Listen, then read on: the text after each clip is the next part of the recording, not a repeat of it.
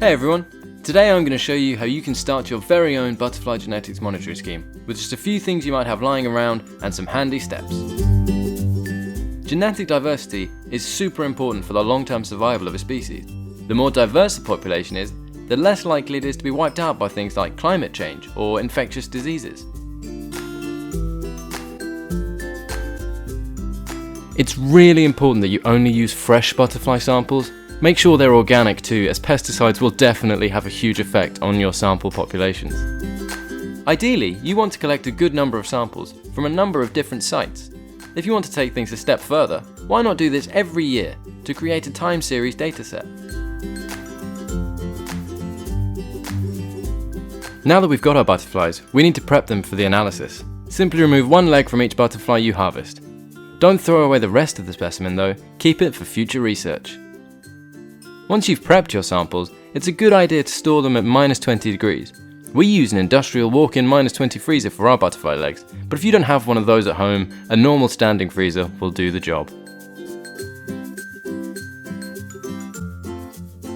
Safety first.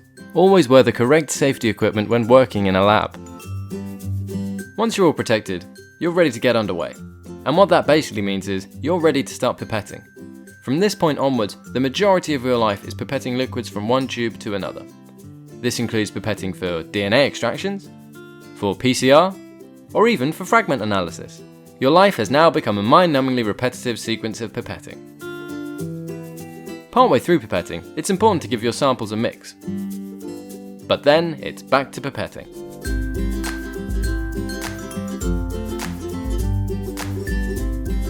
Once your DNA has been successfully extracted, it's time for the polymerase chain reaction. This is where you take a small amount of DNA and amplify it to make a lot more. Here we add something called microsatellite markers. These markers are how we measure the levels of genetic diversity. For the PCR, just pop your samples into a thermocycler for around 3 hours and then hope for the best.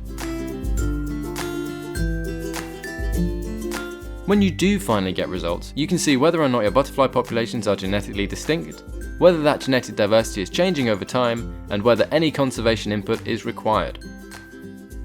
So there you go, a really simple, easy to follow guide to setting up your very own butterfly genetics monitoring scheme.